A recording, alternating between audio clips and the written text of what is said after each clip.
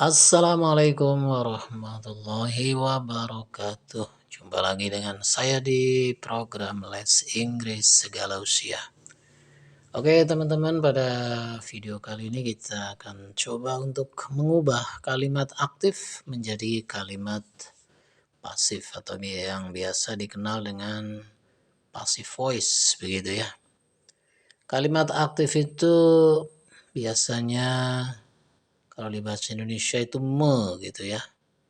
Tapi kalau yang pasif itu begitu kan.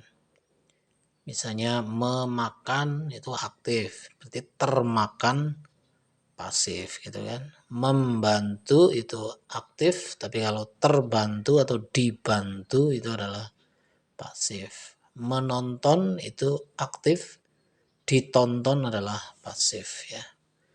Oke, kita langsung saja pada contoh kalimatnya di sini ya. Kita lihat nomor 1. Oh, sebentar. Sebelum ke sana kita lihat di sini ada kata kunci pasif atau passive voice adalah to be plus verb 3. Ini yang terpenting ini ya. Yang teman-teman perlu ingat selalu bahwa kalimat pasif dalam bahasa Inggris itu selalu terbentuk dari dua hal ini, yaitu to be ya dan verb 3 ini ya. To be-nya macam-macam, nanti ada kalau to be present berarti ada is, ada am, ada are. Kalau to be-nya past tense, to be lampau berarti was, were begitu kan. Kalau bentuk perfect pakainya been dan sebagainya. Seperti itu ya. Oke, kita lihat nomor yang pertama. Di sini ada my mother cooks rice every morning. Ya, ibu saya masak nasi setiap pagi. Ibu saya memasak nasi setiap pagi atau menanak nasi setiap pagi. Berarti kita lihat di sini pelakunya adalah my mother, kata pekerjaannya atau verbnya adalah cooks dan objeknya adalah rice. Sementara every morning itu adalah keterangan ya, komplement. Nanti yang kita ubah adalah ini dia objek dari kalimat aktif ini kan rice ya. Nah, objek ini menjadi ke depan sana ya, menjadi nasi dimasak ibu saya setiap pagi begitu ya. Oke, gimana ini jadinya?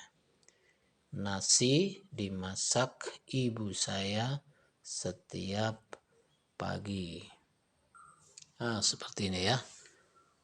Rice is cooked by my mother every morning. Nasi dimasak oleh ibuku setiap pagi. Ada perbedaan ya teman-teman. Kalau tadinya di kalimat aktif rice itu adalah di sini sebagai objek.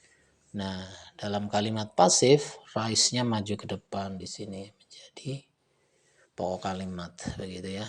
Rice is cooked. Nah, untuk kemudian to be-nya mana? To be ya, to be-nya adalah is ya. Rice itu kan to be-nya adalah is. Kenapa? Ya, karena dia bentuk dari uncountable noun ya, kata benda yang tak bisa dihitung ya. Pakainya is. Kemudian verb 3-nya ini to be verb 3 kan. Nah, verb 3-nya adalah cooked. Seperti itu ya. By my mother every morning ya. Mudah-mudahan bisa dipahami ya. Kemudian yang kedua ada my father washes the car every week. Ayahku mencuci mobil itu setiap pekan atau setiap minggu ya, seminggu sekali gitu.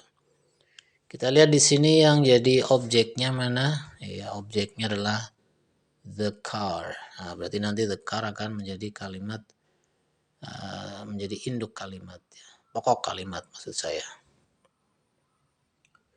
Kemudian yang kedua ini apa tadi, the car ya. The car menjadi di sini nih depan ya. The car is washed by my father every week. Itu mobil itu dicuci oleh ayahku setiap pekan begitu.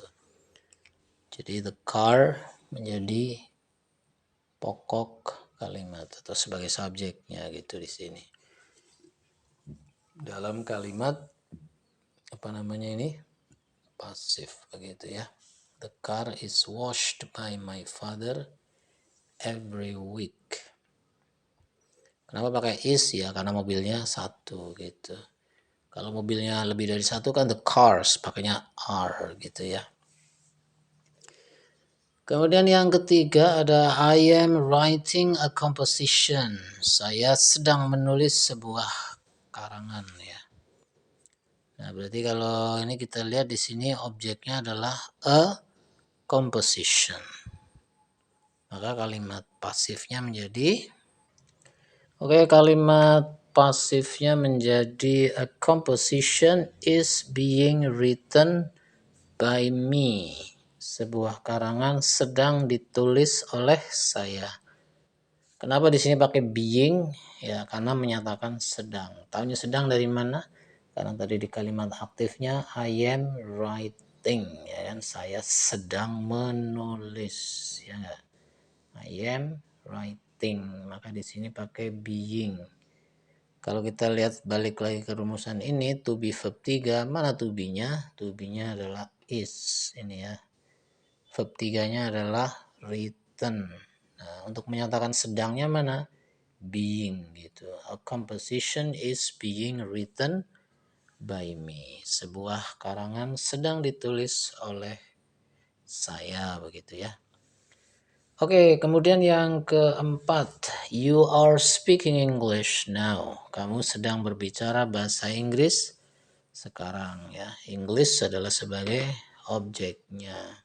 Berarti nanti kata English akan berada di awal sini ya. Oke, English is being spoken by you. Bahasa Inggris sedang diucapkan olehmu atau sedang diomong gitu ya. You are speaking. English now. Kamu sedang berbicara bahasa Inggris sekarang. Ini kan kata English adalah sebagai objeknya. Nah, berarti dia pindah ke depan sini menjadi bahasa Inggris. English to be-nya apa? Nih, to be-nya adalah is. Kemudian verb 3-nya mana? Speak menjadi spoken. Nah, untuk menyatakan sedang pakai being begitu ya. English is being spoken by you begitu. Oke ya. Oke, teman-teman, sekarang kita lihat untuk kalimat yang kelima. Di sini ada kalimat aktif, bunyinya adalah he drank a cup of tea last night.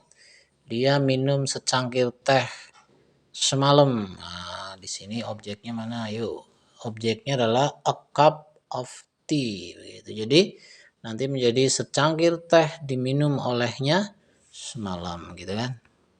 Ingat ini peristiwanya udah lewat, berarti kita menggunakan bentuk past tense ya. Untuk past tense to be-nya adalah was atau were. Oke, kalimat pasifnya menjadi a cup of tea was drunk by him last night. A cup of tea, secangkir teh, was drunk, diminum by him olehnya last night, semalam. To be-nya mana? Ya, to be-nya adalah was. Kenapa pakai was? Karena peristiwanya last night. Verb 3-nya mana? Verb 3-nya adalah drunk.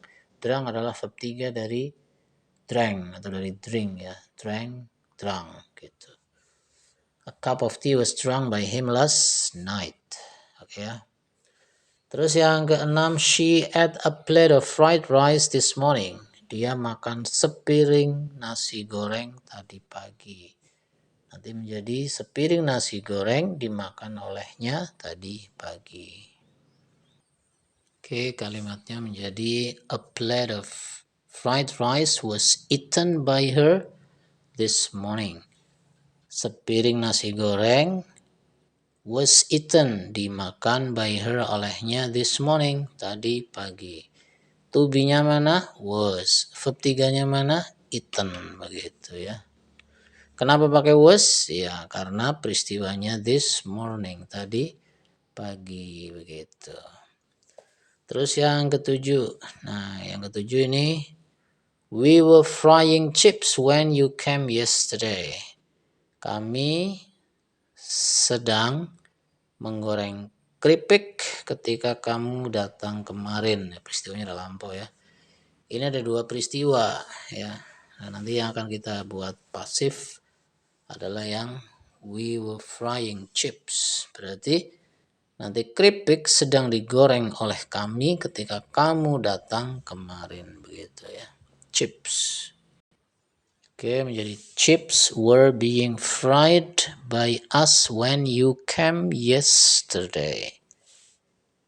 Keripik sedang digoreng oleh kami ketika kamu datang kemarin. Nah, ini peristiwanya kemarin ya. Mana to-be-nya? Yaitu were. Ya, were. Kenapa were ya? Karena chips kan banyak ya. Keripik. Keripik banyak. Kemudian verb 3-nya mana? Yaitu fried. Untuk menyatakan sedang, di sini kan frying, maka kita pakai being begitu ya. Oke, nanti untuk kalimat ini ya. Ini kan namanya bentuk past continuous ya. Nanti silakan kalian bisa lihat di video-video yang udah lama ya di channel ini. Ada nanti. Kita udah buatkan waktu itu, udah beberapa bulan yang lalu, udah lama ya.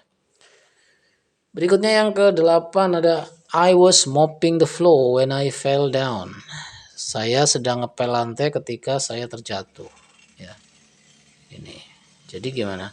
Lantai sedang dipel saya ketika saya jatuh, gitu kan? Oke, menjadi the floor was being mopped by me when I fell down. Lantai sedang dipel saya ketika saya jatuh. Ya. Floor itu tunggal ya, maka pakai was di sini. To be-nya adalah was. Kemudian verb 3-nya mana? Yaitu mopped. Ya, mopped. Kebetulan ini kata kerja beraturan, jadi cukup pakai ed ya, mopped. Double P. Menyatakan sedangnya adalah being ya. The floor was being mopped by me when I fell down. Gitu. Oke, berikutnya ke nomor yang ke-9. Oke, teman-teman, sekarang ke nomor yang 9 ya. Ada you have bought a new car. Kamu telah membeli sebuah mobil baru. Nah, ini. Objeknya adalah a new car ya. Berarti kan sebuah mobil baru telah dibeli olehmu begitu ya. Maka kalimatnya menjadi a new car has been bought by you. Di sini new car di kalimat aktifnya adalah sebagai objek. Nah, sekarang dia new car menjadi subjek dalam kalimat pasif, yaitu a new car telah dibeli, sebuah mobil baru telah dibeli, has been bought by you. To be-nya mana? Ya, to be-nya adalah been, kemudian verb 3-nya adalah bought. Ya, kebetulan ini kalimatnya adalah kalimat present perfect ya, jadi pakai verb 3. Jadi di sini sama aja ya. Cuma ada been, has been gitu. Kalau been-nya dihilangkan, a new car has bought ya nggak bisa ya. Jadi harus ada been karena ini syarat untuk kalimat pasif begitu ya. To be-nya adalah been. Oke, yang ke-10 ada she has sold her big house. Dia telah menjual rumahnya yang besar. Berarti kan rumahnya yang besar telah dijual olehnya gitu ya.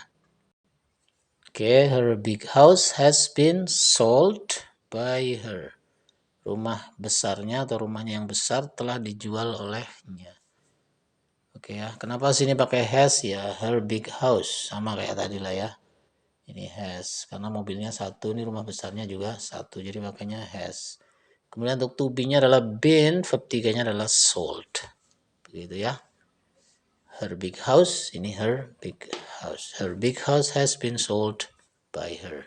Rumah besarnya telah dijual olehnya gitu.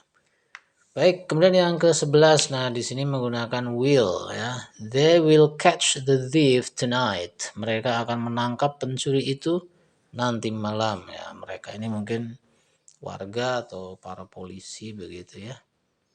Jadi gimana nih? Objeknya kan the thief ya. Menjadi kan pencuri akan ditangkap oleh mereka nanti malam. Oke, menjadi the thief will be catched by them tonight. Ini the thief kan objek ya. Mereka akan menangkap pencuri nanti malam. Jadi pencuri akan ditangkap oleh mereka nanti malam. The thief will be. Nah, ini yang to be-nya mana? Yaitu be ya. Ini mudah ya karena di sini tinggal tempelin aja be di sini. Kemudian catch-nya verb 1 di sini menjadi verb 3 catched. Kebetulan ini adalah kata kerja yang beraturan. Tambahin aja ed kan. The thief will be catched. Pencuri itu akan ditangkap by them oleh mereka tonight nanti malam begitu.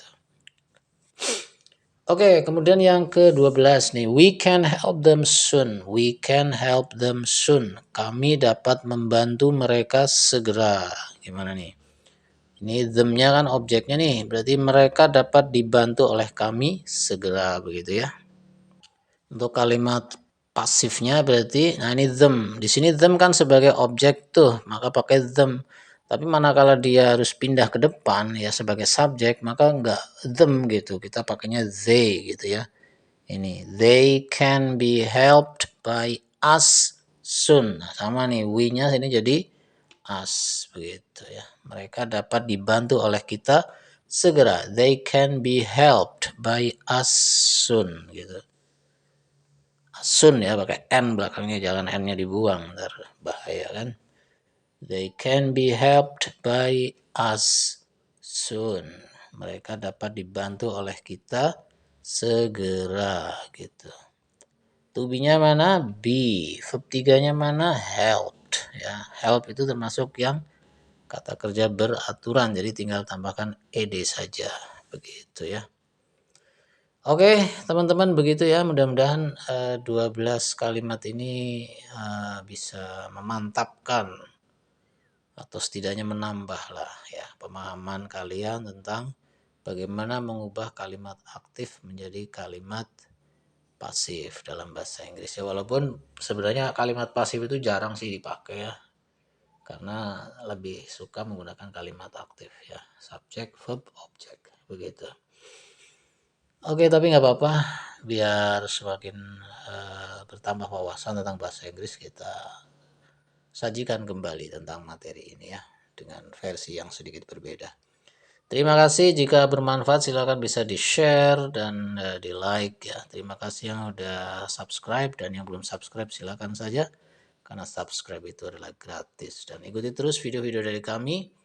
Insya Allah kita jumpa pada video berikutnya. Assalamualaikum warahmatullahi wabarakatuh.